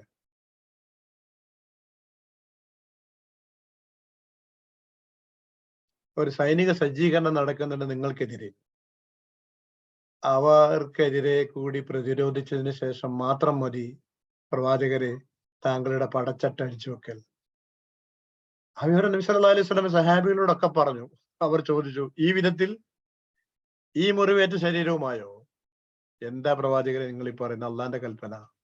അവർക്ക് പിന്നെ ഒന്നും പറയാനില്ല. എന്നിട്ട് പറഞ്ഞു, ഇന്നലെ ഉഹദിൽ പങ്കെടുത്തവർ മാത്രം മതി ഈ യുദ്ധത്തിൽ. ജാബിർ ബിൻ അബ്ദുള്ള എന്ന സഹാബി ഉഹദിൽ പങ്കെടുക്കേണ്ട വ്യക്തിയായിരുന്നു. പക്ഷെ ഒരു പ്രത്യേക കാരണം കൊണ്ട് അദ്ദേഹത്തിന് പങ്കെടുക്കാൻ പറ്റിയില്ല. അതുകൊണ്ട് അദ്ദേഹത്തിന് മാത്രം ഒരു ഇളവുണ്ട്, വേറെ ആരും പോരേണ്ടതില്ല. നമ്മള് മദീനയിൽ നിന്ന് മക്കയിലേക്ക് ഹജ്ജ് ചെയ്യാനോ ഉംറ ചെയ്യാനോ വേണ്ടി വരുമ്പോ ഏതാനും കിലോമീറ്ററുകൾ നടന്നിട്ട് ഒരു മീഖാത്തുണ്ട്. ആ മീഖാത്തിന്റെ ഭാഗത്തേക്ക് പോകുന്ന ആ ഭാഗത്താണ് ഈ ഹംറ ഉൽ അസദ് എന്ന് പറയുന്ന സ്ഥലം. മദീനയിൽ നിന്ന് കിലോമീറ്റർ പറഞ്ഞാൽ ഏതാണ്ട് ഒരു 20-21 കിലോമീറ്റർ ഉണ്ടാവും. അവർ ആ കൽപ്പന സ്വീകരിച്ചു. അവർ പോയി. ഏറ്റുമുട്ടൽ വേണ്ടി വന്നില്ല. അതുകൊണ്ടൊരു വലിയ പ്രയോജനമുണ്ടായി, ഒരു വലിയ പ്രയോജനം, പറഞ്ഞാൽ തീരാത്ത പ്രയോജനം. എന്താണതെന്നറിയോ? നാട്ടുമ്പുറത്ത് അറബികൾക്കിടയിലൊക്കെ ഒരു പ്രചാരവേല ഉണ്ടായിരുന്നു. ഒരു ഒരു ഒരു വാർത്ത. ആ പുതിയ പ്രവാചകനില്ലേ മുഹമ്മദ് സല്ലല്ലാഹു അലൈഹി വസല്ലം, ബദറിൽ ജയിച്ചു എന്നുള്ളതൊക്കെ കണക്ക് തന്നെ. പക്ഷെ ഇന്നലെ ഉഹുദിൽ തോറ്റു അവർ. ഒരുപാട് പേർ ഷഹീദായി അവരുടെ കൂട്ടത്തിൽ നിന്ന്. തൊട്ട പിന്നാലെ അവർ പറയുന്നത് എന്താ അറിയോ? ആ മുറിവേറ്റ ശരീരങ്ങളുമായി ആ ശുഹദാക്കൾ പോയതിന്റെ ദുഃഖവും വെച്ചുകൊണ്ട് അവരൊക്കെയും അതാ യുദ്ധത്തിന് പോയിരിക്കുന്നു ഹംറാവുൽ അസദിലേക്ക്. ഇതെന്ത് ജനത, ഇതെന്ത് മനസ്സ്, ഇതെന്ത് വർഗം? കേട്ടുകേൾവിയില്ലാത്തതാണല്ലോ ഇത്. സാധാരണ ഒരു യുദ്ധം കഴിഞ്ഞാൽ അടുത്തൊരു ഏറ്റുമുട്ടലിന് മുമ്പ് ഒരു വിശ്രമം ആവശ്യമാണ്. ആയുധങ്ങൾ കേടുപാടുകൾ തീർക്കാൻ, യോദ്ധാക്കളുടെ കേടുപാടുകൾ തീർക്കാനൊക്കെ. അതിനൊന്നിനും അവസരം കൊടുക്കാതെ ഇന്നലെ പറയുമ്പോൾ ഒരു പെരുമ്പറയടിക്കാവുന്ന വിജയമല്ല. വിജയമാണ് സത്യത്തിൽ. പക്ഷെ പുറമേക്ക് അതൊരു വിജയമായി പ്രകടിപ്പിക്കാൻ പറ്റാത്തതാണ്. നഷ്ടമുണ്ട്, ദുഃഖമുണ്ട്. എന്നിട്ട് അവർ പോയി. അവിടെ ഉയർത്തിപ്പിടിച്ചൊരു സത്യത്തെപ്പറ്റി ഞാൻ ക്ലാസ്സിൽ പലപ്പോഴും പറയാറുണ്ട്. മുസൽമാന്റെ മനോഗതി, മാനസിക നില അതൊരിക്കലും തളർന്നിരിക്കാൻ പടച്ചവൻ സമ്മതിച്ചിട്ടില്ല. അതെപ്പോഴും ഉയരത്തിൽ തന്നെ നിൽക്കണം. ഇന്നലെ എങ്ങാനും ആ ഒരു യാത്ര ഇല്ലാതിരുന്നുവെങ്കിൽ, ഇന്ന് ഹംറാവുൽ അസദിലേക്ക് ഒരു യാത്ര ഇല്ലാതിരുന്നുവെങ്കിൽ, അതിലൂടെ നേടിയ മനോദാർഢ്യം അവർക്ക് ലഭിച്ച മനോധൈര്യവും ഇല്ലാതിരുന്നുവെങ്കിൽ, അവർ പിന്നീട് പറയാൻ പോകുന്ന എന്തായിരിക്കും അറിയോ? ഉഹുദിൽ വന്ന പരാജയത്തിന്റെ ദുഃഖത്തിന്റെ കഥകൾ പറഞ്ഞിരുന്ന് വിലപിക്കാനും ദുഃഖിക്കാനും ഒക്കെ ആയിരിക്കാം അവരുടെ പ്രേരണ. മനുഷ്യ സഹജമായി സഹാബികൾ ചെയ്യുമെന്ന അർത്ഥത്തിനല്ല.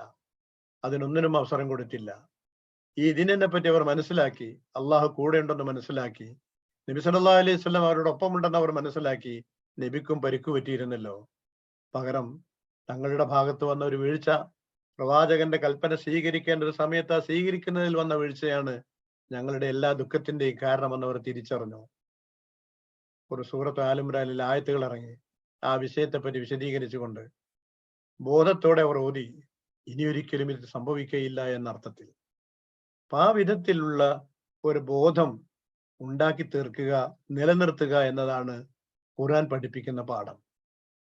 എവിടെയെങ്കിലും എന്തെങ്കിലും ഒരു സംഭവം കേൾക്കുമ്പോഴേക്ക് അതിനെ പർവ്വതീകരിച്ച് പറഞ്ഞ് ഇനി മുസ്ലിങ്ങൾക്ക് ഇവിടെ രക്ഷയില്ല, അല്ലെങ്കിൽ എവിടെയും രക്ഷയില്ല, അല്ലെങ്കിൽ ഏതെങ്കിലും നാട്ടിൽ രക്ഷയില്ല എന്ന് വരുത്തി തീർക്കുന്ന പരിപാടി ദീൻ അംഗീകരിച്ച പാഠമല്ല. അങ്ങനെ ഒരു സമ്പ്രദായത്തെ ഇസ്ലാം പ്രോത്സാഹിപ്പിച്ചിട്ടില്ല, ഖുർആനും സുന്നത്തും പ്രോത്സാഹിപ്പിച്ചിട്ടുമില്ല. അതാണ് ഈ പറയുന്ന ആയത്ത്. ഖുർആൻ പറഞ്ഞു, അല്ല നിങ്ങൾ മരണത്തെ പേടിച്ചുകൊണ്ട് ഓടാനാണോ നിങ്ങളുടെ ഭാവം? സഹാബികൾ ആരും അങ്ങനെ ഓടാൻ തീരുമാനിച്ചിട്ടില്ല. പക്ഷെ ഒരു മുഴം മുന്നേ പറഞ്ഞതാ. അങ്ങനെ ആർക്കെങ്കിലും ചിന്തയുണ്ടെങ്കിൽ നിങ്ങൾ ഓർക്കണം, ആയിരക്കണക്കിന് ആളുകൾ ഉണ്ടായിട്ട് കാര്യമൊന്നുമില്ല. അവർ മരണത്തെ പേടിക്കുന്നവരാണെങ്കിൽ ആ യാത്ര ഓട്ടം പൂർത്തിയാവില്ല. കാരണം ജനന മരണങ്ങൾ തീരുമാനിക്കുന്ന റബ്ബ് ആര് ജീവിക്കണം ആര് മരിക്കണം എന്ന് തീരുമാനിക്കും. ജീവിക്കേണ്ടത് ഉശിരന്മാരാ, ഭീരുക്കളല്ല. ഒരാദർശത്തിന് വേണ്ടി പൊരുതാൻ തയ്യാറുള്ളവരാണ് നിലനിൽക്കേണ്ടത്. അവർക്ക് നിലനിൽപ്പുണ്ടാവും ഏത് കാലത്തും. ആ സംഭവമാണ് നമ്മൾ എവിടെയും കണ്ടത്. ആരെങ്കിലും മുഹമ്മദിനെ ആരാധിച്ചിരുന്നുവെങ്കിൽ സല്ലല്ലാഹു അലൈഹി വസല്ലം, ആ മുഹമ്മദ് മരണപ്പെട്ടിരിക്കുന്നു. ആരെങ്കിലും അള്ളാഹുവിനെയാണ് ആരാധിച്ചിരുന്നെങ്കിൽ അള്ളാഹു ജീവിച്ചിരിക്കുന്നുണ്ട് ആകാശത്ത്. ഇനി എന്ത് വേണം തീരുമാനിച്ചോളൂ. അള്ളാഹു പറഞ്ഞില്ലേ ഖുർആനിൽ, കഴിഞ്ഞുപോയ പ്രവാചകന്മാരുടെ കൂട്ടത്തിലെ ഒരു പ്രവാചകൻ മാത്രമാണ് മുഹമ്മദ് സല്ലല്ലാഹു അലൈഹി വസല്ലം. അദ്ദേഹം കൊല്ലപ്പെടുകയോ അദ്ദേഹത്തിനും പിന്നെ മുറിവേൽക്കുകയോ ചെയ്താൽ, അല്ല മരിക്കുകയോ ചെയ്താൽ, ഇൻകലത്തുമലാകാബിക്കും, നിങ്ങൾ പൂർവ്വസ്ഥിതിയിലേക്ക് മാറുകയാണോ? എന്താണ് നിങ്ങളുടെ തീരുമാനം? അബൂബക്കർ സിദ്ദീഖ് ആയത്തോതി. ആ ആയത്ത് അന്നേ ഇറങ്ങിയിട്ടുള്ളൂ എന്ന് തോന്നിപ്പോയി അവർക്ക്. ഇല്ല, നിങ്ങൾ പറഞ്ഞോളൂ, ഞങ്ങൾ കൂടെ ഉണ്ടെന്ന് പറഞ്ഞു. ആ ജൈത്രയാത്ര അവർ തുടർന്നു. നബി സല്ലല്ലാഹു അലൈഹി വസല്ലമ ഇല്ലാതെ തന്നെ അവർ മുന്നോട്ട് പോയി. ഇത് തലമുറകൾക്ക് പാഠമായി ചൊല്ലി കൊടുക്കപ്പെടണം. നമ്മുടെ മനസ്സുകളിലൊക്കെ ഈ ആശയവും ഊറ്റവും ഉണ്ടാവുകയും വേണം. ഇതാണ് പറഞ്ഞതിന്റെ അർത്ഥം. ഞാൻ അവിടെ അവസാനിപ്പിക്കുകയാണ്. ഈ ഖുർആൻ ക്ലാസ്സിൽ കഴിഞ്ഞ ഉംറ ക്ലാസ്സിൽ പങ്കെടുത്ത ആരെങ്കിലും പങ്കെടുക്കുന്നുണ്ടെങ്കിൽ, അല്ലെങ്കിൽ പുതുതായിട്ട് ആരെങ്കിലും ചേർന്നിട്ടുണ്ടെങ്കിൽ അവരോട് പറയാനുള്ളത്, ഒരുപക്ഷെ ആദ്യമായിട്ട് ഇങ്ങനെ ഒരു ക്ലാസ്സിലോ മറ്റോ പങ്കെടുക്കുമ്പോൾ ഒരു തുടർച്ച കിട്ടാത്ത സാഹചര്യങ്ങൾ വന്നേക്കാം. അത് മുഷിയേണ്ടതില്ല. ഞാൻ പറഞ്ഞല്ലോ, ഈ ആയത്ത് മറ്റുള്ള സംഭവങ്ങളൊന്നും അറിഞ്ഞില്ലെങ്കിലും സ്വതന്ത്രമായി പഠിക്കാവുന്ന ഒരു ആയത്താണ്. ഇങ്ങനെ ഖുർആൻ കാര്യങ്ങൾ പറഞ്ഞു പോകുന്നു. നിങ്ങൾക്ക് എന്തെങ്കിലും വിഷമം ഉണ്ടെങ്കിൽ നിങ്ങൾക്കിത് അറിയിക്കാവുന്നതാണ്. ക്ലാസ്സുകളിൽ ഞാൻ ആ ഭാഗം ശ്രദ്ധിക്കുന്നതുമാണ്. അലം തറ, നീ കണ്ടില്ലയോ, ഇലല്ലദീന ഖറജൂ മിൻ ദിയാരിഹിം, അവരുടെ വീടുകളിൽ നിന്ന് പുറത്തു പോയവര്. കണ്ടില്ലയോ എന്നൊക്കെ പറഞ്ഞാൽ അറിഞ്ഞില്ലയോ, നീ അറിയേണ്ടതല്ലയോ എന്നേ അർത്ഥമുള്ളൂ. എങ്ങനെയാണ് അവർ വീടുകളിൽ നിന്ന് പുറത്തു പോയത്? വഹും ഉലൂഫുൻ, ആയിരക്കണക്കിനുണ്ടായിരിക്കെ. എന്തിനാ പുറത്തു പോയത്? ഹദറൽ മൗത്ത്, മരിക്കുമെന്ന് ഭയത്താൽ. ഫഖാല ലഹുമുല്ലാഹ്, അള്ളാഹു അവരോട് പറഞ്ഞു, മൂത്തു, നിങ്ങൾ മരിക്കുക എന്ന് പറഞ്ഞു. സുമ്മഹിയാവും, പിന്നെ അള്ളാഹു അവരെ ജീവിപ്പിച്ചു. ഇന്നല്ലാഹു ലദു ഫളിൻ അലന്നാസ്, അള്ളാഹു മനുഷ്യരോട് വളരെ ഔദാര്യമുള്ളവനാണ്. വലാകിന്ന അക്സറന്നാസി ലാ യശ്കുറൂൻ, പക്ഷേ അധികം ആളുകളും നന്ദി കാണിക്കാറില്ലല്ലോ. വഖാതിലു, അതായിരുന്നു കൽപ്പന. വഖാതിലു ഫീ സബീലില്ലാഹ്, നിങ്ങൾ അള്ളാഹുവിന്റെ മാർഗത്തിൽ യുദ്ധം ചെയ്യണം. ഖാലമു, നിങ്ങൾ അറിയണം, അന്നല്ലാഹ സമീഉൻ, അള്ളാഹു എല്ലാം കേൾക്കുന്നവനാണ്, അലീമുൻ, എല്ലാം അറിയുന്നവനാണ്. നേരത്തെ ആയത്തില് 216 ആയത്തില് കുതിബ അലൈക്കുമുൽ ഖിതാൽ എന്നാ പറഞ്ഞത്, നിങ്ങൾക്ക് നിർബന്ധമാണ് എന്നാണ്. ഇവിടെ പറഞ്ഞത് വഖാതിലു ഫീ സബീലില്ലാഹ്.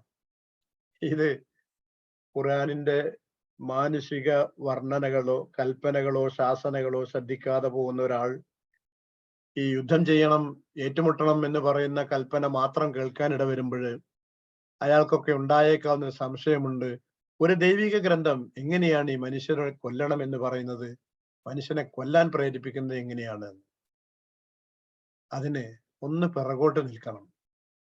പിറകോട്ട് നിൽക്കുക എന്ന് പറഞ്ഞാൽ, മുഹമ്മദ് മുസ്തഫ സല്ലല്ലാഹു അലൈഹി വസല്ലമ 13 വർഷക്കാലം മദീനയിൽ ജീവിച്ചു.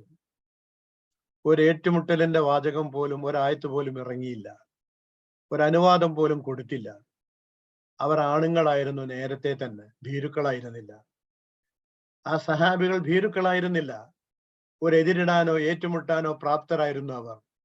ഒരെതിരിടൽ ചിലപ്പോൾ കുറച്ച് ലാഭമുണ്ടാവും, കുറച്ച് നഷ്ടമുണ്ടായെന്ന് വരും. അതൊക്കെ സഹിക്കാൻ തയ്യാറായവർ തന്നെയായിരുന്നു അവർ. അവരുണ്ടായിരുന്നു ആ സഹാബികൾ. എന്നിട്ട് അവർ പലപ്പോഴും ചോദിച്ചു നബി സല്ലല്ലാഹു അലൈഹി വസല്ലമയോട്, സൈകെട്ടിട്ട് മർദ്ദനങ്ങൾ അനുഭവിച്ച് 1-2 ദിവസമല്ല, ഒരു ദിവസം പോലും ഒരു സ്വസ്ഥതയും സമാധാനം കിട്ടാതെ വന്നപ്പോ അവർ പലവരും ചോദിച്ചു നബി സല്ലല്ലാഹു അലൈഹി വസല്ലമയോട്, ഒന്ന് തിരിച്ചടിച്ചോട്ടെ, ഈ കിട്ടുന്നതിന്റെ ഒരു പങ്കെങ്കിലും തിരിച്ചു കൊടുത്തോട്ടെ. നബി സല്ലല്ലാഹു അലൈഹി വസല്ലം പറഞ്ഞു, നിങ്ങൾക്ക് അതിന് അനുവാദം നൽകാൻ എനിക്ക് അനുവാദം നൽകിയിട്ടില്ല, ക്ഷമിക്കുക. ശരി, ക്ഷമിക്കാം. അങ്ങനെ അവർ കാത്തിരുന്നു. അതിനു മുമ്പ് 2 തവണ ആ നാട്ടിൽ നിന്ന് അവർ നാട് വിട്ടുപോയി, എത്യോപ്യയിലേക്ക്, അങ്ങ് ദൂരെ കടൽ കടന്ന് ആ നാട്ടിൽ പോയി അഭയം തേടി. സ്വന്തം നാടും വീടും ഒക്കെ വിട്ടുപോയിട്ട് ഒരു എംബസി തലത്തിൽ പിന്നെ എഴുത്തുകുത്തുകൾ നടത്തി പോയതല്ല. കിട്ടാവുന്ന ഭക്ഷണമോ, കയ്യിൽ കരുതാവുന്ന ഭക്ഷണമോ വസ്ത്രമോ മാത്രം കരുതിയിട്ട് അന്ന് കിട്ടാവുന്ന, ലഭിക്കാവുന്ന സാധാരണ യാത്രാ വാഹനത്തിൽ, ജലയാത്രയിൽ അവർ എത്യോപ്യയിൽ പോയി 2 തവണ. അപ്പൊ പോയതൊന്നും വീടും കുടിയും ഗതിയുമില്ലാത്തവരൊന്നും ആയിരുന്നില്ല. എല്ലാവരും അതിസമർത്ഥമായി അവിടെ ജീവിക്കാൻ ഉള്ളവരായിരുന്നു. ജാഫർ ബിൻ താലിബുണ്ട്, ഉസ്മാൻ ബിൻ അഫ്ഫാൻ ഉണ്ട്, മുസ്തഫ ബിൻ ഉമൈർ ഉണ്ട്, പലരുമുണ്ട്. കെൽപ്പുറ്റവർ, എല്ലാം കൊണ്ടും കെൽപ്പുറ്റവർ. അവർ പോയി. ഞങ്ങൾ നിങ്ങളോട് തിരിച്ചടിക്കുന്നില്ല, ഞങ്ങൾ ഈ നാട്ടിൽ നിന്നാലല്ലേ പ്രശ്നമുള്ളൂ, ഞങ്ങൾ ഈ നാട്ടിൽ നിന്ന് മാറിത്തരാം എന്ന് പറഞ്ഞവർ മാറിക്കൊടുത്തു. എന്നിട്ട് ആ മാറിക്കൊടുത്ത നാട്ടിൽ പോലും സ്വസ്ഥത നൽകാതിരിക്കാൻ അവിടെ പോയിട്ട് പിന്നെ നജാഷിയെ സ്വാധീനിക്കാൻ ഖുറൈശി പ്രമാണിമാർ ആളുകളെ പറഞ്ഞയച്ചു. ആ നാട്ടിൽ നിന്ന് ഇവരെ പുറത്താക്കാൻ ശത്രുതയുടെ ഊറ്റം നോക്കണം. ഒടുവിൽ അബൂ താലിബും മരിച്ചു, പിന്നെ ഖദീജ റളിയല്ലാഹു മരിച്ചു. നബി സല്ലല്ലാഹു അലൈഹി വസല്ലമക്ക് സംരക്ഷകൻ ഇല്ലാതെയായി, അല്ലാഹു അല്ലാതെ. സംരക്ഷണം തേടി പോയി നബി സല്ലല്ലാഹു അലൈഹി വസല്ലമ. ഖുറൈശികൾ എനിക്ക് അഭയം നൽകുന്നില്ല, അതുകൊണ്ട് എനിക്ക് അഭയം നൽകണം ഖുറൈശികൾക്കെതിരിൽ. ഇതാണ് പ്രവാചകന്റെ ഡിമാൻഡ്. ഖുറൈശികൾക്ക് ഇഷ്ടമില്ലാത്ത ഒരു മനുഷ്യനെ ഖുറൈശികളെ ചൊടിപ്പിച്ചുകൊണ്ട് അഭയം നൽകാൻ സമീപ പ്രദേശങ്ങളിലെ ഒരു ഗോത്രവും തയ്യാറായില്ല. അറിയോ നിങ്ങൾ? 50 വയസ്സായ ഒരു മനുഷ്യൻ എന്റെ ജീവന് സുരക്ഷിതത്വമല്ല. അതുകൊണ്ട് നിങ്ങൾ എനിക്ക് അഭയം തരുമോ? നിങ്ങളുടെ ഒരു സംരക്ഷണത്തിലുള്ള ഒരാളായിട്ട് ഞാൻ പിറന്ന നാട്ടിൽ ഞാൻ ജീവിച്ചോട്ടെ എന്ന് ചോദിച്ചാ പോയത്. അവരാരും അഭയം നൽകിയില്ല. ഒരു ചെറിയ അമ്മാവന്മാരെ പോലുള്ള ഒരു ബന്ധമുള്ളവരാണെന്ന് കണക്കാക്കി തായിഫിലും പോയി. ആട്ടി ഓടിച്ചു അവർ. ഒടുവിൽ ചോദിച്ചു അള്ളാഹുവിനോട്, ഇനി നീ എന്റെ കാര്യം ആരെയാണ് ഏൽപ്പിക്കുന്നത്? ഞാൻ ആരോടാണ് പരാതി പറയേണ്ടത് എന്ന് വേവലാതിയോടെ. പ്രവാചകൻ പെട്ടെന്ന് ആ വാക്കുകൾ തിരുത്തി. ഈ ഒരവസ്ഥയിൽ അവിചാരിതമായി അൻസാരികൾ വന്നു. അല്ല, അവർ അൻസാരികളായി. 1-2 വർഷത്തെ ശ്രമം കൊണ്ട് മദീന ഖുർആന് കീഴ്പ്പെട്ടു. ഖുർആന്റെ സന്ദേശങ്ങൾക്ക് കീഴ്പ്പെട്ടു. ഓരോ വീട്ടിലും ഒരു സഹാബിയെങ്കിലും ഉണ്ടായി. പ്രവാചകൻ അനുവാദം കൊടുത്തു സല്ലല്ലാഹു അലൈഹി വസല്ലം സഹാബികളോട് വിട്ടുപോവാൻ, ആരോരും അറിയാതെ പോവാൻ. എല്ലാം ഇട്ടെറിഞ്ഞ് ഇനി ഒരിക്കലും കാണില്ല എന്ന തീരുമാനത്തിൽ, തന്റെ സ്വന്തം വീട്ടിലേക്കോ പറമ്പിലേക്കോ സ്വത്തിലേക്കോ ഒരിക്കലും തിരിച്ചു വരില്ല എന്ന ഉറപ്പോടെ അവരൊക്കെ പോയി. പോകാൻ പറ്റുന്നവരൊക്കെ പോയി. പിന്നെ ബാക്കിയായത് നബി സല്ലല്ലാഹു അലൈഹി വസല്ലം, അബൂബക്കർ സിദ്ദീഖും പിന്നെ കുറച്ച് നിർഭരരായ സഹാബികളും മാത്രം. അന്ന് രാത്രി നബിക്ക് പലായനത്തിന് അനുവാദം കൊടുത്ത അന്ന് രാത്രി ഖുറൈശികൾ വലിയൊരു പ്ലാനുമായിട്ടാ വന്നത്. പായൽ കിടക്കുന്ന നബി സല്ലല്ലാഹു അലൈഹി വസല്ലമയെ ഒരുമിച്ച് ആക്രമിച്ച് വെട്ടിക്കൊല്ലുക. ആരാണ് കൊന്നതെന്ന് ചോദിച്ചാൽ ഖുറൈശി ഗോത്രത്തിലെ വിവിധ കുടുംബങ്ങളിലെ ചെറുപ്പക്കാരാണെന്ന് മറുപടി പറയാം. എല്ലാവരോടും കൂടി എതിരിടാൻ അവർക്ക് കഴിയില്ലല്ലോ, പ്രതികരിക്കാൻ കഴിയില്ല ആ സമാധാനത്തിൽ. അല്ലെങ്കിൽ പിടിച്ചു കെട്ടണം, പോകാൻ സമ്മതിക്കാതെ. ചിലപ്പോഴൊക്കെ അവർ പറഞ്ഞു ഇവരെ നാട് കടത്താൻ നമുക്ക്, അങ്ങനെ പലതും ചിന്തിച്ചു അവർ. അന്ന് രാത്രിയിൽ തന്റെ വിരിപ്പിൽ അലി ബിൻ അബി താലിബിനെ കിടത്തി അബൂബക്കർ സിദ്ദീഖിന്റെ കയ്യും പിടിച്ച് നബി സല്ലല്ലാഹു അലൈഹി വസല്ലമയോട് പറയാം, അതാണ് ആ യാത്ര. ഇവിടെ എവിടെയും യുദ്ധം എന്ന വാക്ക് ഉപയോഗിച്ചിട്ടില്ല, പ്രതിരോധം എന്ന വാക്ക് ഉപയോഗിച്ചിട്ടില്ല. എല്ലാം സഹിക്കുകയാണ്. തന്റെ ജീവന് വേണ്ടി മാത്രമല്ല, തന്നെ വിശ്വസിച്ചിറങ്ങിയ ഒരു ജനതയിലെ ആണിന്റെയും പെണ്ണിന്റെയും ജീവൻ രക്ഷിക്കാൻ വേണ്ടിയിട്ട് സബൂറാക്കുകയാണ്. അവരൊക്കെ ആണുങ്ങളായി പിറന്നവരാ, ആണുങ്ങളായി ജീവിച്ചവരാ. അവർക്ക് തിരിച്ചടിക്കാൻ ഒരാളും പഠിപ്പിച്ചു കൊടുക്കേണ്ടതില്ല. പക്ഷെ അനുവദിച്ചില്ല. മദീനയിൽ ചെന്നു. എന്നിട്ട് മക്കക്കാരെ രോഷം തീർന്നു. മക്കക്കാർ ഈറകൊണ്ട മക്കക്കാർ യസ്രിബ് വരെ ചെന്നു. അവിടെ മദീനയ്ക്ക് വെളിയിൽ ഒട്ടകങ്ങളെ മേയ്ക്കുന്ന, സക്കാത്തിന്റെ അളവിലുള്ള ഒട്ടകങ്ങളെ മേയ്ക്കുന്ന മേച്ചിൽക്കാരനെ വെട്ടിക്കൊന്നു. ഒട്ടകങ്ങളെ അറുത്തു. മുന്നറിയിപ്പ് നൽകി, നിങ്ങൾക്കിവിടെ സമാധാനം ഉണ്ടാവില്ല, ഞങ്ങൾ ഇനിയും ഈ വഴിക്ക് വരുമെന്ന്. എന്നിട്ട് അവർ യുദ്ധതന്ത്രം ഒരുക്കി, ഒരു യുദ്ധ ഫണ്ട് ഒരുക്കി. എല്ലാവരും പങ്കാളികളായി. കിട്ടുന്ന ധനം മുഴുവൻ മദീനയെ ആക്രമിക്കാൻ വേണ്ടി ചെലവഴിക്കുമെന്ന് അവർ പരസ്യമായി പ്രഖ്യാപിച്ചു. ഇനി എന്ത് വേണം ഒരു പ്രവാചകൻ? ഇനി എന്ത് വേണം ഒരു നേതാവ്? ഇനി എന്ത് ചെയ്യണം ഒരു നേതാവ്? പറഞ്ഞു, ഖാതിലു, പ്രതിരോധിക്കണം, ഏറ്റുമുട്ടണം. അതാരുടെയും തല ഉയർത്താനോ യശസ് ഉയർത്താനോ പേരുയർത്താനോ ആയിരിക്കരുത്. ഫീ സബീലില്ലാ, അള്ളാഹുവിന്റെ മാർഗത്തിൽ. കലിമത്തു തൗഹീദ്, അത് ഉയർത്താൻ വേണ്ടി മാത്രം, അത് പ്രചരിപ്പിക്കാൻ വേണ്ടി മാത്രം, അത് നിർബാധം പറയാനുള്ള സൗകര്യത്തിന് വേണ്ടി മാത്രം, ആ സ്വാതന്ത്ര്യത്തിന് വേണ്ടി മാത്രം നിങ്ങൾ അള്ളാഹിന്റെ മാർഗത്തിൽ യുദ്ധം ചെയ്യുക. ഫഅലമു, നിങ്ങൾ അറിയണം, അള്ളാഹ് എല്ലാം കാണുന്നവനാണ്, എല്ലാം കേൾക്കുന്നവനാണ്, എല്ലാം അറിയുന്നവനാണ്. ഒരബദ്ധവും ഇതിൽ സംഭവിച്ചു പോകരുത്, ഒരു ചെറിയ വീഴ്ച പോലും ഈ കാര്യത്തിൽ സംഭവിച്ചു പോകരുത് എന്ന് പറഞ്ഞു. സൂറത്ത് ഹജ്ജിലാണ് അതുമായി ബന്ധപ്പെട്ട ആദ്യത്തെ ആയത്തുകൾ അവതരിക്കുന്നത്. ഇവിടെ ആ ആയത്തുകൾ പറഞ്ഞു. എന്നുവെച്ചാൽ പെട്ടെന്നൊരു നോട്ടത്തിൽ എന്താണിത്, യുദ്ധം പഠിപ്പിക്കുന്ന ഒരു പ്രവാചകൻ എന്നിങ്ങനെ പറയുമ്പോൾ അതിന് ഖുർആൻ മറുപടി പറഞ്ഞു. മുഹമ്മദ് മുസ്തഫ സല്ലല്ലാഹു അലൈഹി വസല്ലം മാത്രമൊന്നുമല്ല അള്ളാഹുവിന്റെ ദീനിന് വേണ്ടി യുദ്ധം ചെയ്തത്. അള്ളാഹുവിന്റെ കലിമത്ത് ഉയർത്താൻ വേണ്ടി അടരാടേണ്ടി വന്ന കൂട്ടത്തിൽ ഒരുപാട് പ്രവാചകന്മാരുണ്ട്, ഒരുപാട് പുണ്യാളന്മാരുണ്ട്. രബ്ബിയുന കസീർ, ആർക്കും ഒതുങ്ങിക്കൊടുക്കാതെ, ഹക്കിന്റെ മാർഗത്തിൽ ആർക്കും ഒതുങ്ങിക്കൊടുക്കാതെ, ആരുടെയും വിധേയത്വത്തിന് കീഴ്പ്പെടാതെ അവർ അള്ളാഹിന്റെ കലിമത്ത് ഉയർത്താൻ വേണ്ടി ശ്രമിച്ചിട്ടുണ്ട് എന്ന് ഖുർആൻ ഉറക്കെ പറഞ്ഞു. ബൈബിളിന്റെ വരികളിൽ, ആ പേജുകളിൽ ആ വരികൾ കാണാൻ സാധിക്കും. എനിക്കിപ്പോൾ ഉദ്ധരിക്കാൻ പറ്റുന്ന സമയമല്ലല്ലോ, അതുണ്ട് ആ ഉദ്ധരണം. ബൈബിൾ ഒരു സമാധാനം മാത്രം പറഞ്ഞു എന്ന ഒരു തെറ്റിദ്ധാരണ ഉണ്ടാവേണ്ടതില്ല എന്നതുകൊണ്ട് പറഞ്ഞതാണ്. ആരെ നിന്ദിക്കാനും ഇകഴ്ത്താനും വേണ്ടി പറഞ്ഞതല്ല. കാത്തിലും. ഇവിടെ നമ്മൾ പഠിക്കേണ്ട ഒരു പാഠമുണ്ട്. അതെന്താണെന്നോ? ഈ കൽപ്പന അനശ്വരമാണ്. അനശ്വരമാണ്. ലോകാവസാനം വരെ നിലനിൽക്കുന്ന കൽപ്പനയാണ്. ലോകത്ത് പലപ്പോഴും ഞാനൊക്കെ പഠിച്ചു വന്ന ഒരു തലയുയർത്തി വന്ന സമയത്ത് തന്നെ ആലോചിച്ചിട്ടുണ്ട്. റബ്ബുൽ തമ്പുരാൻ എന്തെല്ലാം ജാതി ഇസങ്ങളും ചിന്തകളും ഈ ലോകത്ത് നിലനിൽക്കുന്നുണ്ട്. ഓൽക്കാർക്കും ഒരു ബുദ്ധിമുട്ടുമില്ല. ഓലൊക്കെ അങ്ങനെ ഓല പ്രഖ്യാപനങ്ങളും അതും പറഞ്ഞുകൊണ്ട് പ്രചരിപ്പിച്ചുകൊണ്ടൊക്കെ നടക്കുന്നുണ്ട്.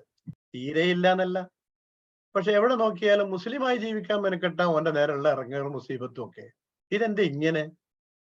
കിഴക്കായാലും തെക്കായാലും പടിഞ്ഞാറായാലും ഒക്കെ ഒരാൾ മുസ്ലിമായി ജീവിക്കാൻ മെനക്കെട്ടാൽ, ഇസ്ലാമിന്റെ അന്തസ്സെടുത്തുകൊണ്ട് ജീവിക്കാൻ മെനക്കെട്ടാൽ അവന്റെ നേരെ ഭീഷണികളും വെല്ലുവിളികളും എല്ലാം കൂടി അവനാകെ പ്രയാസപ്പെടുന്നു.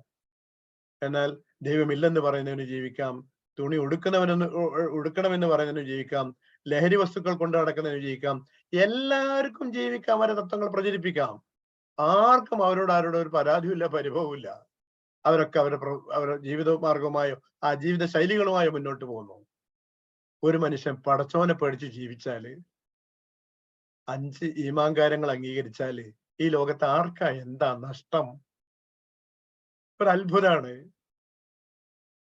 ഒരാൾ 6 ഈമാൻ കാര്യങ്ങൾ അംഗീകരിച്ച് ജീവിച്ചാല് ആർക്കാ എന്താ നഷ്ടം?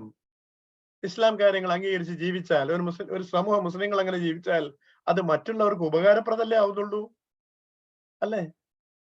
നമ്മളായതുകൊണ്ടുള്ള ഒരു ഒരു സങ്കുചിത ചിന്തയിൽ നിന്നുകൊണ്ടല്ലേ സംസാരിക്കുന്നത്. ഒന്ന് മനസ്സ് തുറന്ന് ആലോചിച്ച് നോക്കൂ നിങ്ങള്. നമ്മൾ ഷഹാദത്ത് കലിമ ചൊല്ലി ആർക്കാ ദോഷം? നമ്മൾ നമസ്കരിച്ചാൽ ആർക്കാ ദോഷം? നമ്മൾ ഹിജാബ് ഇട്ടാൽ ആർക്കാ ദോഷം? നമ്മൾ സക്കാത്ത് കൊടുത്താൽ ആർക്കാ ദോഷം? നമ്മൾ നോമ്പെടുത്താൽ ആർക്കാ ദോഷം? നമ്മൾ ഹജ്ജിന് പോയാൽ ആർക്കാ ദോഷം? നമ്മളെ കാശും കൊണ്ട്. എന്നിട്ടും വെറുപ്പ്, തീരാത്ത വെറുപ്പ്. ഖുർആൻ അത് പറഞ്ഞു. അങ്ങനെ ഈ ആശയത്തോട് അങ്ങനെ ഒരു ശാശ്വതമായ ഒരു മുറുമുറുപ്പോ ഒരു വെറുപ്പോ ഈ ആളുകളുടെ മനസ്സിലൊക്കെ കുടികൊള്ളുന്നതായി തോന്നുന്നു. അത് തന്നെ ലോകത്തൊക്കെ ആവർത്തിക്കുകയൊക്കെ ചെയ്യുന്നത്. പലായനം ചെയ്യേണ്ടി വരും, ക്ഷമിക്കേണ്ടി വരും. 13 വർഷം ക്ഷമിച്ചതുപോലെ ചിലപ്പോൾ ക്ഷമിക്കേണ്ടി വരും. പലായനം ചെയ്യേണ്ടി വന്നേക്കാം. അതൊരു മോശമായ കാര്യമായിട്ടൊന്നും ദീൻ പഠിപ്പിച്ചിട്ടില്ല. അവനാന്റെ വിശ്വാസവും ആദർശവും സംരക്ഷിച്ചുകൊണ്ട് ജീവിക്കാൻ പറ്റാവുന്ന ഒരു ദിക്ക് തേടി പോവുക എന്നത് കുറ്റകരമായ ഒരു കാര്യമല്ല, പുണ്യകരമായ കാര്യമാണ്. അല്ല, പ്രോത്സാഹിപ്പിക്കപ്പെട്ട ഒരു കാര്യമാണ്. അവിടെ നിങ്ങളെ നിങ്ങൾ അംഗീകരിക്കാനോ നിങ്ങൾക്ക് ജീവിത സുഖം നൽകാനോ ആരെങ്കിലും ഉണ്ടാവും എന്ന് പറഞ്ഞുകൊണ്ട് പ്രോത്സാഹിപ്പിച്ചിട്ടുണ്ട്. ആ കൂട്ടത്തിലാണ് ഖുർആൻ പറഞ്ഞത്, എല്ലാ വഴികളും എല്ലാ പഴുതുകളും എടുത്ത് ഉപയോഗിച്ചിട്ടും ഇനിയും ഞങ്ങൾ വെച്ചേക്കില്ല, ഇനി നിങ്ങൾ ഈ ജീവിതവും ഈ ആദർശവുമായി ജീവിക്കാൻ പറ്റില്ല എന്നൊരു കൂട്ടർ ധിക്കാരം പറയുമ്പോ എന്ത് വേണം? അവന്റെ ധിക്കാരത്തിന് തലകുനിച്ചു കൊടുക്കണോ? ഇത് കാത്തിലോ അവരോട് ഏറ്റുമുട്ടണം. ഇല്ലെങ്കിൽ ആ ഏറ്റുമുട്ടലുകളുടെ പ്രയോജനം പറഞ്ഞു സൂറത്തുൽ ഹജ്ജിൽ ഖുർആൻ. നിങ്ങൾ ഇങ്ങനെ ഒരിക്കലെങ്കിലും ആയുധമെടുത്ത് അവർക്ക് നേരെ തിരിഞ്ഞില്ലെങ്കിൽ തകർക്കപ്പെടുന്ന ഇസ്ലാം മാത്രമായിരിക്കില്ല, തകർക്കപ്പെടുന്ന ഇസ്ലാമിക സംസ്കാരം മാത്രമായിരിക്കില്ല, തകർക്കപ്പെടുന്ന മുസ്ലിം പള്ളികൾ മാത്രമായിരിക്കില്ല, തകർക്കപ്പെടുന്നത് ജൂതന്റെ ആരാധനാലയങ്ങളും ക്രിസ്ത്യാനിയുടെ ചർച്ചുകളും ഹിന്ദുക്കളുടെ ആശ്രമങ്ങളും മുസ്ലിങ്ങളുടെ പള്ളികളും ഒക്കെ തകർക്കപ്പെടും. അതാ ലോകത്തുണ്ടായത്. അതൊരു തിസീസാണ്, പഠിക്കേണ്ട ആളുകൾ പഠിച്ചോളൂ. ലോകത്ത് ഇസ്ലാമിനും മുസ്ലിങ്ങൾക്കും യശസ്സും സ്വാധീനമുള്ള കാലഘട്ടങ്ങളിലാണ് ഇതര മതക്കാർ അവരുടെ സഭകളും വിഭാഗീയതകളും ഒക്കെ കൂടി ശാന്തമായി ജീവിച്ചത്. ക്രിസ്ത്യാനികൾ പലപ്പോഴും പറയാറുണ്ടല്ലോ, പ്രത്യേകിച്ച് മിഡിൽ ഈസ്റ്റോട് ഉദ്ദേശിക്കുന്നത് ലെബനൻ, സിറിയ തുടങ്ങിയുള്ള ഈ ഭാഗങ്ങളിലെ ഞങ്ങൾക്കിടയിൽ ഒരുപാട് സഭകളുണ്ട്, ക്രിസ്തീയ സഭകൾ, പരസ്പരം അടികൂടുന്ന, പോരടിക്കുന്ന. പക്ഷെ ചരിത്രം പരിശോധിച്ചാൽ അറിയാം, ഞങ്ങൾക്കിടയിൽ അടിപിടിയും തല്ലും ഇല്ലാതിരുന്ന കാലഘട്ടം ഇസ്ലാമിക ഭരണത്തിന്റെ കാലഘട്ടത്തിൽ മാത്രമാണ്. ഞങ്ങളുടെ ഭരണം വന്നാൽ പിന്നെ ഞങ്ങൾക്ക് സ്വസ്ഥത ഉണ്ടാവാറില്ല എന്നുള്ളതാണ്. 8 നൂറ്റാണ്ട് മുസ്ലിങ്ങൾ ഭരിച്ചു. മുസ്ലിങ്ങൾക്ക് ഹിന്ദു സഹോദരങ്ങളുടെ ആരാധനാലയങ്ങൾ തകർക്കാനും നശിപ്പിക്കാനും 8 നൂറ്റാണ്ട് വേണോ? അല്ല, അന്ന് ഭയപ്പെടാൻ മാത്രം വന്ന വല്ല ഹിന്ദു രാജാക്കന്മാരിവിടെ നിലനിന്നിരുന്നു? ചരിത്രം അറിയാം, ഒന്നുമില്ല. പക്ഷെ അവർ ആദരിച്ചിരുന്ന ആരാധനാ സ്ഥലങ്ങളും പുണ്യസ്ഥലങ്ങളായി കണക്കാക്കപ്പെട്ട പുണ്യസ്ഥലങ്ങളും പുണ്യകർമ്മങ്ങളായി കണക്കാക്കപ്പെട്ട വർഷം തോറും നടക്കാനുള്ള ആചാരങ്ങളും ഒക്കെ സുഗമമായി നടന്നു. എല്ലാം നടന്നു. ഇസ്ലാം പഠിപ്പിക്കുന്ന മര്യാദ അതാണ്. അത് മനുഷ്യർക്ക് അങ്ങനെ ജീവിക്കും. ദീനുക്കും വലിയ ദീൻ, നിങ്ങളെ മനസ്സിൽ ജീവിച്ചോളൂ, പക്ഷെ എന്നോടത് പിൻപറ്റാൻ പറയരുത്, അത്രേ ഉള്ളൂ. എല്ലാം നിലനിന്നു. 8 നൂറ്റാണ്ട് ഇന്ത്യ ഭരിച്ചിട്ട് ഇന്ത്യയിലെ ഹൈന്ദവ സംസ്കാരത്തിന്റെ ഒരു അടയാളത്തിന് കേടുപാട് പറ്റിയിട്ടില്ല.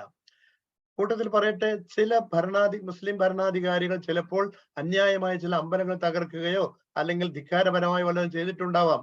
അത് ഇസ്ലാമിന്റെ പേരിൽ പറ്റി ചേർക്കുന്നത് എന്തിനാണ്? അതല്ലല്ലോ മുസ്ലിം ലോകത്തെ പണ്ഡിതന്മാർ, മുസ്ലിം ലോകത്തെ ഭൂരിഭാഗം വരുന്ന പിന്നെ ഈ മുജാഹിദുകളായ അള്ളാഹുവിന്റെ മാർഗത്തിൽ സമരത്തിന് ഇറങ്ങിയവർ ചെയ്തത്. ഏതെങ്കിലും ഒരു വ്യക്തിയുടെയോ ഏതെങ്കിലും ഒരാളുടെയോ പോരായ്മ ഒരു സമൂഹത്തിന്റെ മുമ്പിൽ മുഴുവൻ വിളിച്ചു പറയുന്നതിനാ? അപ്പൊ അത് ഇസ്ലാം ഉണ്ടായെങ്കിൽ, അതാണ് ഖുർആൻ പറഞ്ഞത്, നിങ്ങൾക്ക് നേരെ നിങ്ങൾ ആയുധം എടുത്തില്ലെങ്കിൽ നിങ്ങൾക്ക് മാത്രമല്ല നാശം വരിക, ഇസ്ലാമിക സംസ്കാരം മാത്രമല്ല തകർക്കപ്പെടുക, മറ്റു മതങ്ങളും അതിന്റെ സംസ്കാരങ്ങളും തകർക്കപ്പെടുകയും ചെയ്യുന്നു. അറിയില്ലേ നിങ്ങൾക്ക്? സർവ മതങ്ങളുടെയും സംസ്കാരങ്ങളും അതിന്റെ സിംബലുകളും അതിന്റെ ആരാധനാലയങ്ങളും അതിന്റെ വിദ്യാഭ്യാസ സ്ഥാപനങ്ങളും മുഴുവൻ തകർക്കപ്പെട്ട ചില പ്രസ്ഥാനങ്ങൾ ലോകത്തുണ്ടായിട്ടുണ്ട്. പല നിറത്തിൽ, പല പേരിൽ. അവരാരെയും വെറുതെ വിട്ടിട്ടില്ല. അവരാദ്യം തകർത്തത് ഇസ്ലാമിക സംസ്കാരത്തെയാണ്. ആ ഇസ്ലാമിക സംസ്കാരത്തെ തകർത്തപ്പോ ബാക്കിയുള്ളതൊക്കെ തകർക്കാൻ അവർക്ക് എളുപ്പമായി എന്നതാണ് ചരിത്ര വസ്തുത. അതുകൊണ്ട് ഖാത്തിലു എന്ന ആയത്ത് കേൾക്കുമ്പോഴേക്ക് ഇതെന്തോ ഓരോരുത്തരും കുറ്റകൃത്യത്തിന് പ്രേരിപ്പിക്കുന്നു എന്ന് കരുതേണ്ടതില്ല എന്നർത്ഥം. ഫീ സബീലില്ല എന്ന് പറയുന്നിടത്തുള്ള ആശയം എന്താന്ന് പറഞ്ഞാൽ, അതിന്റെ മാനസികമായ നീയത്ത് ഇതായിരിക്കണം: അള്ളാഹുവിന്റെ മാർഗത്തിൽ, അതായത് ലാ ഇലാഹ ഇല്ലല്ലാഹ്, അള്ളാഹു അല്ലാതെ ആരാധനക്കർഹനില്ല എന്ന സന്ദേശം ലോകത്ത് നിലനിൽക്കാനും പ്രചരിപ്പിക്കാനും വേണ്ടിയിട്ടായിരിക്കണം ഇവയൊക്കെ നടപ്പിലാക്കപ്പെടുന്നത്. രാഷ്ട്രത്തിന്റെ വ്യാപ്തി പ്രചരിപ്പിക്കുക, അല്ലെങ്കിൽ രാജാവിന്റെ തൊപ്പിയിൽ 2 തൂവലുകൾ തുന്നിച്ചേർക്കുക, അതിനെയൊന്നും ഇസ്ലാമിക ജിഹാദ് എന്ന് പറഞ്ഞ് പ്രചരിപ്പിക്കേണ്ടതില്ല. കലിമത്തു തൗഹീദിന്റെ പ്രചരണം അതിനു വേണ്ടിയുള്ളതായിരിക്കണം, അതിന്റെ ഉന്നമനം അതായിരിക്കണം ഈ നടക്കുന്നത്. ഇനിയാണ് എനിക്ക് എന്റെ ക്ലാസ് കേൾക്കുന്നവരോട് പറയാനുള്ളത്. അഖീമുസ്സലാത്ത എന്ന് പറഞ്ഞാൽ നമ്മൾ നേരെ പോയി നിസ്കരിക്കോ? ഞാനൊന്ന് ബ്രേക്ക് ചെയ്താ ചോദിക്കുന്നത്. അഖീമുസ്സലാത്ത എന്ന് പറഞ്ഞാൽ നിങ്ങൾക്കറിയാം, അതിന് സമയങ്ങളുണ്ട്, അതിന് ചില ഷർത്തുകളുണ്ട്, അതിന് ചില റുക്കിനുകളുണ്ട്, ചില സുന്നത്തുകളുണ്ട്. അതൊക്കെ പാലിച്ചിട്ട് വേണം നിസ്കരിക്കാൻ. അല്ലേ? അല്ല, അഖീമുസ്സലാത്ത എന്ന് പറയുന്നത് ഞാൻ ഇപ്പൊ തക്ബീർ ഇട്ടാന്ന് പറയാം 10 മണിക്ക് ഒരാള്? ഇല്ലല്ലോ, സമയമായിട്ടില്ല. സമയമാവണം. അയാൾ അതിന്റെ മറ്റു ഷർത്തുകൾ പാലിക്കണം. അയാൾ അതിന്റെ നിസ്കാരത്തിന് വേണ്ടിയുള്ള അതിന്റെ റുക്കിനുകൾ പാലിക്കണം. അതിന്റെ ഹയാത്ത് സുന്നകളുടെ പാലിക്കണം. ഇതെല്ലാം കൂടി പാലിക്കുമ്പോഴേ എന്താവുന്നുള്ളൂ? നമസ്കാരമാവുന്നുള്ളൂ. ഇതെന്തിനാ ഞാൻ ഇവിടെ പറയുന്നത് ചോദിച്ചാൽ, ഖാതിലു ഫീ സബീലില്ല എന്ന ഖുർആനിന്റെ ആയത്ത് ഒരു സ്വതന്ത്രമായ ഒരു ആയത്തല്ല, അത് മറ്റ് ആയത്തുകളുമായി ബന്ധിപ്പിച്ചു നിൽക്കുന്നതാണ്. ഏതെല്ലാം നിബന്ധനകളാണ് ഈ വിഷയത്തിൽ പാലിക്കേണ്ടത്, എന്തെല്ലാം കാര്യങ്ങളാണ് ഈ വിഷയത്തിൽ ശ്രദ്ധിക്കേണ്ടത്, അത് മറ്റു ആയത്തുകളിൽ അള്ളാഹു വിശദീകരിച്ചിട്ടുണ്ട്. ഏറ്റവും പ്രധാനമായി മുസ്ലിങ്ങളുടെ എതിർക്കുന്നവരുടെയും തമ്മിലുള്ള അനുപാതം, റേഷ്യോ എന്തായിരിക്കണം എന്ന് ഖുർആൻ കൃത്യമായി പറഞ്ഞിട്ടുണ്ട്. ആ അനുപാതത്തിൽ എത്തുമ്പോൾ മാത്രമേ നിർബന്ധമാവുന്നുള്ളൂ. ആ അനുപാതത്തിൽ മാത്രം. ആ അനുപാതമില്ലാത്ത സന്ദർഭത്തിൽ ചെയ്താൽ നശിച്ചു തുടങ്ങിയല്ലേ ചെയ്തു. നമ്മള് തെഹലുക്ക എന്ന ആയത്ത് പഠിക്കുമ്പോൾ ആയത്തിന്റെ ആശയം നമ്മൾ പഠിച്ചു. മുസ്ലിങ്ങൾ വളരെ ന്യൂനപക്ഷമായി നിൽക്കുന്ന ഒരു നേരത്തെ, ന്യൂനപക്ഷമായി നിൽക്കുന്ന ഒരു സമയത്ത് നമ്മൾ അതിലൊന്നും പറഞ്ഞു പോയാൽ എന്താ ഉണ്ടാവുക?